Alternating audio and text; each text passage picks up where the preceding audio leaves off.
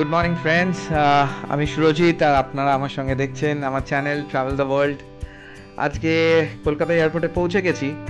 একটা হঠাৎ করেই প্ল্যান হয়ে গেল, আর আমি আর আমার বন্ধু আশিস আজকে আমরা যাচ্ছি নর্থ বেঙ্গলেই, তবে একটা অন্য ডেস্টিনেশন। আর সেই ডেস্টিনেশনে সেই জায়গার সব ইনফরমেশন, খরচা সব কিছুই তুলে ধরবো। হ্যাঁ, ঠিক ধরেছেন, আমরা যাচ্ছি আজকে টুমলিং, সান্দাকফু আর দার্জিলিং। চেক ইন করার পরে যথারীতি জানতে পারলাম ফ্লাইট ডিলেড। তো আমি আর আশিস লাউঞ্জে একটু ব্রেকফাস্ট করে একটু এয়ারপোর্টটা ঘুরে নিলাম। আর এটা দেখুন, world's first 3D printed Durga idol, দুর্গার মূর্তি 3D প্রিন্টেড, আমাদের নেতাজি সুভাষচন্দ্র বোস এয়ারপোর্ট। আমাদের এই ট্রিপটা কলকাতা থেকে বাগডোগরা হয়ে, মানেভঞ্জন হয়ে, সান্দাকফু এবং দার্জিলিং, পুরো ডিটেলসটাই আপনাদের সঙ্গে শেয়ার করব। অবশেষে আমাদের 8টার ফ্লাইটটা এই কিছুক্ষণ আগে অ্যানাউন্সড হলো, আর এখন টেক অফ করার সময় এসে গেছে। তো এখন রেখে দিচ্ছি, এখন 11টা বাজে, তো পৌঁছাতে 12টা। ফ্লাইট বাগডোগরায় ল্যান্ড করলো 12টা 5-এ। একটু তাড়াহুড়ো ছিল, তাই এয়ারপোর্টে রেকর্ড করতে পারিনি ভিডিও কিছুই। খুব তাড়াহুড়োর মধ্যে একটু চিন্তাও ছিল, তার কারণ হচ্ছে মানেভঞ্জনে গিয়ে ওখানে চেকপোস্ট ক্রস করতে হয় দুটোর মধ্যে, নালে অ্যালাউ করে না। তাই একটা গাড়ি বুক করলাম তাড়াহুড়ো করেতে, একটা ইনোভা নিলাম, যেটা 3000 টাকা নিল বাগডোগরা থেকে মানেভঞ্জন পৌঁছাবে। কিন্তু সেই পৌঁছাতে 3:30 বাজবে, ড্রাইভার যেমন বলল। তো আমি আর আশিস একটু চিন্তায় পড়ে গেছি, কি করি। যাই হোক, দেখা যাক। ততক্ষণে আপনাদের সঙ্গে একটু ডিটেলসটা শেয়ার করে নিই। আমাদের এই ট্রিপটাতে আমরা আজকে মানেভঞ্জন হয়ে টুমলিং পৌঁছবো, টুমলিংয়ে থাকবো আজকের রাতটা।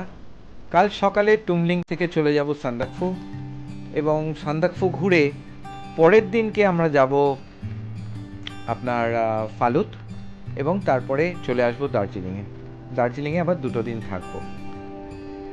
অবশেষে একটা জায়গায় দাঁড়াতে হলো একটু কিছু খাবার কেনাকাটা করার, কারণ সেই সকালবেলা 7:30টায় ব্রেকফাস্ট হয়েছিল, তারপরে কিছু খাওয়াই হয়নি, তাই কেনাকাটা হয়ে গেল। এর মধ্যে একটু বলেও রাখি কিছু ডিটেলস। বাগডোগরা থেকে বা এনজিপি থেকে বা শিলিগুড়ি থেকে মানেভঞ্জন যেতে গেলে 2টো রুটে যাওয়া যায়। একটা রুট হচ্ছে ভায়া কার্সিয়াং, ঘুম, মানেভঞ্জন, সুখিয়া হয়ে, আর আরেকটা রুট হচ্ছে বাগডোগরা থেকে মিরিক হয়ে গোপালধারা সীমানা বর্ডার ক্রস করে। দুটোর ডিটেলসটাই আপনাদেরকে দিয়ে দিলাম। এটা হচ্ছে বাগডোগরা থেকে মানেভঞ্জন ভায়া কার্সিয়াং, একই টাইম লাগে মোটামুটি 3.5 ঘন্টা। আর এটা হচ্ছে আপনার মিরিক হয়ে সুখিয়া পোখরি হয়ে, এই একই টাইম 2.5 ঘন্টা থেকে 3 ঘন্টা বলে, কিন্তু টাইমটা ঠিক 3.5 ঘন্টাই লেগে যায়। তো অবশেষে ড্রাইভারকে বললাম যে যতটা পারে তাড়াতাড়ি। তবে মিরিকের রাস্তায় গেলে 2টো জিনিস আছে। মিরিকের রাস্তাটার বিউটিটা খুব সুন্দর, প্রাকৃতিক সৌন্দর্যটা খুব সুন্দর, আর রাস্তাটাও খুব ভালো। এই মানেভঞ্জনে পৌঁছালাম, এখন বাজে প্রায় 4:45, আর মানেভঞ্জনে একটাও গাড়ি দেখতে পাচ্ছি না, সব কিছু বন্ধ, ফাঁকা। মানে বেসিক্যালি এখানে বুকিং করতে হয় যাওয়ার জন্য। এই দেখুন পুলিশ বুথ মানেভঞ্জনে, এটাও প্রায় বন্ধ, কেউ নেই। বাট আমাদের হয়তো ভাগ্য সাথ দিয়েছিল, তো একজন পুলিশ অফিসার এলেন, উনি আমাদের আধার কার্ড চেক করলেন এবং জেরক্স কপি নিলেন। আর একজন বয়স্ক ভদ্রলোক ড্রাইভার, উনি আমাদের বললেন কোথায় যাওয়ার আছে। আরও কিছু ডিটেলস আছে, সেগুলো বলে দিচ্ছি। কিন্তু সবথেকে মেন 2টো জিনিস খুবই ইম্পর্টেন্ট। মানেভঞ্জন থেকে যাওয়ার সময় জল নিয়ে নেবেন, আর আধার কার্ডের জেরক্স কপি ক্যারি করবেন। এই হচ্ছে আমাদের মানেভঞ্জনের রুট প্ল্যান বা নর্মাল ডিস্টেন্স। বাগডোগরা থেকে মানেভঞ্জন থেকে মেঘমা 9 কিলোমিটার, মেঘমা থেকে Tumling 4 kilometre, total 11 kilometre distance. আজকে যাব টুমলিংয়ে, নাইট স্টে করব, তারপরে গয়রিবাস কালীপোখরি হয়ে সান্দাকফু। মানেভঞ্জন যাওয়ার এইটা হচ্ছে রেড চার্ট। এটা ডিপেন্ড করে অনেক কিছুর ওপরে। ড্রপ যদি টংলু যান 1500, 2000 up and down, Gairibas 2500, 2800 up and down, Kalipokhri 3500 up and down 4000, Sandakphu 4000 up and down 4500, আর ফালুত 7500 আর আপ অ্যান্ড ডাউন 8000। তবে সান্দাকফু যারা ট্রেক করবেন, একটা প্রশিক্ষণ গাইড নেওয়া ইজ আ মাস্ট। আর গাড়ি থাকলে, গাড়ি করে গেলেন, গাড়ি বুক করলে তো আপনার ড্রাইভারই আপনার গাইড। যাই হোক, পুলিশটি আমাদের বুকিং ছিল বলে আমাদের চেকপোস্ট থেকে ছেড়ে দিল। আর কোনো গাড়ি ওখানে ছিল না যাওয়ার মতন। আমাদের ভাগ্যটা খুবই ভালো। আরেকটু কিছু ডিটেলস আপনাদের জানিয়ে দিই। আধার কার্ড তো রাখবেন যেমন বলেছি। আর এখন এই ট্রিপটা শুরু হলো। এখন কতক্ষণে টুমলিংয়ের গেস্ট হাউসে পৌঁছাবো জানি না, তবে খুবই চড়াই রাস্তা। আর এই সেই ইংরেজ জামানার, ব্রিটিশ জামানার জঙ্গা বা ল্যান্ড রোভার, ওতে করে আমি আর আশিস যাচ্ছি। চারিদিকের সৌন্দর্য তো খুবই সুন্দর, তবে রাস্তাটা খুবই সরু। এটা ভেতরে ভেতরে উত্তেজনাও হচ্ছে আর ভয়ও লাগছে। তবে এটা এখন আমরা ইন্ডিয়ার মধ্যেই যাচ্ছি। এটা চলে এসেছি চিত্রে মনেস্ট্রি। এখান দিয়ে ক্রস করতে হয়। এই হচ্ছে চিত্রে মনেস্ট্রি। এখানে 2 মিনিট দাঁড়িয়ে আমরা আবার বেরিয়ে পড়লাম। তবে এখানে সৌন্দর্যটা কিন্তু খুব বিউটিফুল, দারুণ। এখানে দাঁড়িয়ে কিছুক্ষণ ওয়েট করার তো ইচ্ছে ছিল, বাট যেহেতু আমাদের অনেকটাই লেট হয়ে গেছিল। আরেকটা জিনিস যে এখানকার সব ছোট ছোট গ্রামগুলোতেই একটা করে বা 2টো করে হোমস্টে আছে। এটা যেমন লামেধুরা ভিলেজ, এখানেও 2-3টে হোমস্টেজ আছে। আর রাস্তাটা যেমন বলেছিলাম খুবই ভালো, কিন্তু মানেভাঞ্জন থেকে চিত্রে যাওয়ার এই 3 কিলোমিটার রাস্তা কিন্তু খুবই চড়াই ছিল। তো এবার চলুন দেখি কখন গিয়ে পৌঁছাই। মাঝে মাঝে একটু ওয়েদারটা খারাপ হয়ে আসছে। এটা শীতকাল, আমরা এখন এটা ডিসেম্বরের 7 তারিখ। চারিদিক ক্লিয়ার আছে, কিন্তু মাঝে মাঝে আবার বৃষ্টিও হচ্ছে। আর একটা জিনিস ইনফরমেশন হচ্ছে, এই জিটিএ হার্ট বুকিং, যারা জিটিএ মানে গভর্নমেন্ট গোর্খা টেরিটোরিয়াল অ্যাডমিনিস্ট্রেশনদের ওখানে থাকতে চান, তাদের জন্য সেটা বুক করতে গেলে এখান থেকে বুক করতে পারবেন। আর সেটার জন্য আপনাদের কিন্তু টংলু বা টুমলিং আর সান্দাকফু আর ফালুত 3টে জায়গাতেই একই সাথে বুক করতে হবে। আমরা সেটা করিনি। আমি আর আশিস থাকবো টুমলিংয়ে শিখর লজে, আর সান্দাকফুতে সানরাইজ লজ বা হোটেল, যেটাই হয়, যেটা ওখানকার সব থেকে উঁচু আর বেস্ট। এখন মেঘমা ক্রস করছি। খুবই ছোট্ট ভিলেজ, এটা গ্রাম। বৃষ্টি শুরু হয়ে গেছে, বোঝাই যাচ্ছে রাস্তাঘাট, কিন্তু একটা দিক খুব পরিষ্কার আছে, অথচ এদিকে বৃষ্টি হচ্ছে। এই টংলু থেকে টুমলিং 2 কিলোমিটার।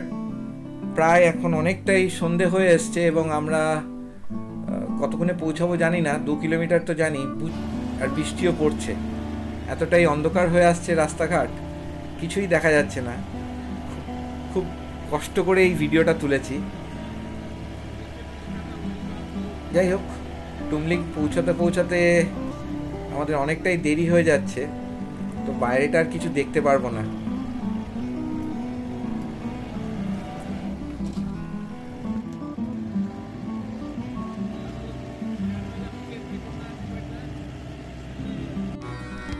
এখন তো প্রচণ্ড বৃষ্টি নেমেছে আর অন্ধকারও হয়ে এসছে।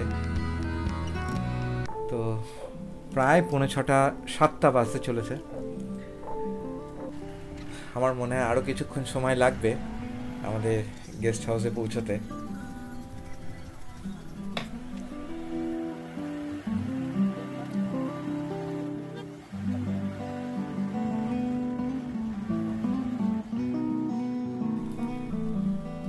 এই হচ্ছে আমাদের আজকের ডিনার, রুটি, ভাত, ডাল, তরকারি আর চিকেন। আমাদের পৌঁছতে এতটাই রাত হয়ে গেল, তাই তাড়াতাড়ি ডিনারটা সেরে ফেললাম। আর এখানে যা জমিয়ে ঠান্ডা, আর পারছিলাম না। তো বাকিটা কাল সকালে, কারণ অনেক আর্লি মর্নিং উঠবো সানরাইজ দেখার জন্য।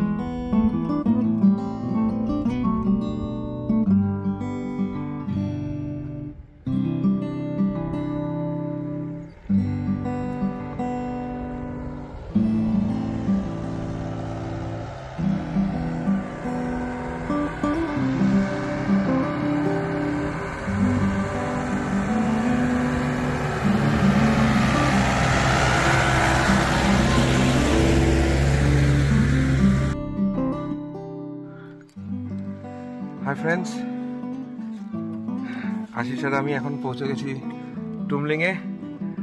অসাধারণ ভিউ, চারিদিক খুবই পরিষ্কার আর ক্লিয়ার। আমরা কাঞ্চনজঙ্ঘার ফুল রেঞ্জটাই এখান থেকে দেখা যাচ্ছে। আস্তে আস্তে আপনাদেরকেও দেখিয়ে দেব। আর এই রাস্তাটা যেটা আমাদের সামনে আছে, এইটা সোজা চলে যাচ্ছে সান্দাকফুর দিকে। আর এই হচ্ছে ম্যাজিক্যাল কাঞ্চনজঙ্ঘা।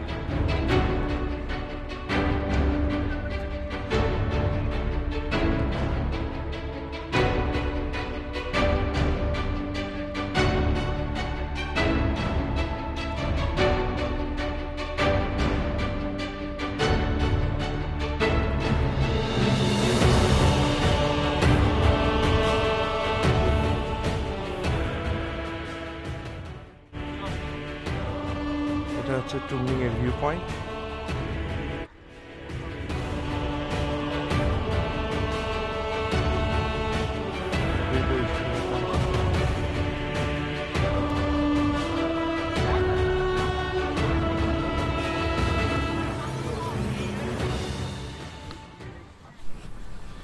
টুমলিং হচ্ছে 2970 মিটার অ্যাবাভ সি লেভেল। আর টুমলিং থেকে কাঞ্চনজঙ্ঘার রেঞ্জটা অপূর্ব সুন্দর লাগছে সানরাইজের পরে, যখন পুরো মেঘটা কেটে গেল। এখানে কিন্তু যখন তখন মেঘ এসে ঢেকে দিচ্ছে, যদিও তো ডিসেম্বর, প্রচণ্ড হাওয়াও চলছে একই সাথে। আর অপূর্ব দেখতে লাগছে এই স্লিপিং বুদ্ধাটা। আমি আপনাদের সামনে তুলে ধরার চেষ্টা করছি এই প্রাকৃতিক সৌন্দর্য। আর এই দিকটা দেখতে পুরো মনে হবে গ্রেট ওয়াল অফ চায়না এই রাস্তাটা। আমি আরেকটু সূর্যটা উঠুক, তারপরে ঘুরে পুরো জায়গাটা দেখাবো হেঁটে। এই দিক ডান দিকটা যেটা দেখছেন, এগুলো এই দিকটাতেই সব গেস্ট হাউস আর লজ রয়েছে। আর আমার পেছনে ভিউ পয়েন্টটা, টপটা, যেখান থেকে দেখতে খুব সুন্দর লাগে। আর সামনেই হচ্ছে স্লিপিং বুদ্ধা, দ্য কাঞ্চনজঙ্ঘা। মানেভাঞ্জন থেকে টুমলিং আসার পরে যখন সূর্যটা পুরো উঠলো, অসাধারণ দেখতে লাগছে এখন।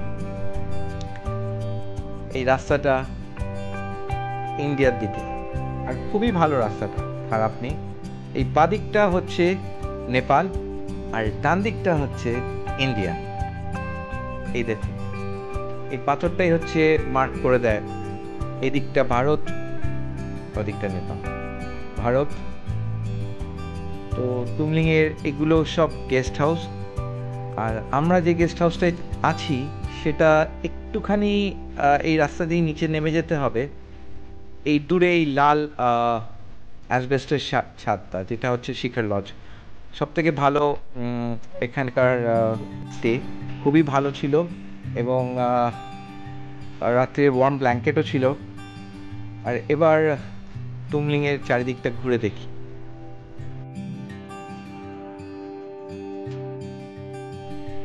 টুমলিং হলো সান্দাকফু ট্রেকের এক প্রাকৃতিক রত্ন। নেপাল সীমান্তে অবস্থিত এই ছোট্ট গ্রামটি তার নির্জনতা এবং চমৎকার প্রাকৃতিক দৃশ্যের জন্য বিখ্যাত। এখান থেকে কাঞ্চনজঙ্ঘা সহ হিমালয়ের বিশাল শৃঙ্গগুলো খুব সুন্দরভাবে দেখা যায়, যেটা আমি আপনাদের দেখালাম। এছাড়াও টুমলিং থেকে নেপালের পাহাড়ি গ্রামগুলোর অপূর্ব দৃশ্য এবং দূরত্বে ধীরে ধীরে সরে যাওয়া মেঘের খেলা আপনাদের নিশ্চয়ই মনোমুগ্ধ করবে। যারা প্রাকৃতিক সান্নিধ্য ও শান্তি খুঁজছেন তাদের জন্য টুমলিং এক আদর্শ স্থান। তো দেখতে থাকুন। এখন আমাদের খুব তাড়াতাড়ি বেরিয়ে পড়তে হবে ব্রেকফাস্ট করে, তারপরে চলে যাব এখান থেকে সান্দাকফু। আর কিছুক্ষণের মধ্যেই ফিরে যাব আমরা গেস্ট হাউসে, গিয়ে ফ্রেশ হয়ে গুছিয়ে নিয়ে, গাড়ি তো আমাদের কাছে রয়েছেই, আমাদের সাথে থাকবে, তারপরেই রওনা দেবো সান্দাকফুর জন্য।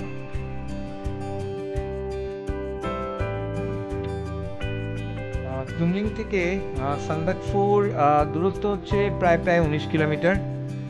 যেতে বেশ খানিকটাই সময় লাগবে, কারণ ড্রাইভার বলছিল রাস্তাটা খুবই খারাপ।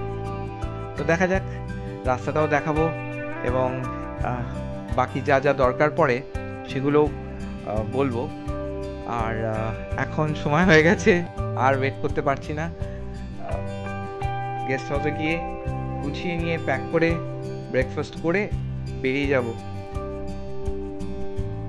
সান্দাকফুর উদ্দেশ্যে। আর আজকের ব্রেকফাস্ট লুচি, আলুর তরকারি আর ডিম সেদ্ধ। তো দেখা হবে নেক্সট এপিসোডে সান্দাকফুর জার্নি কুমলিং থেকে।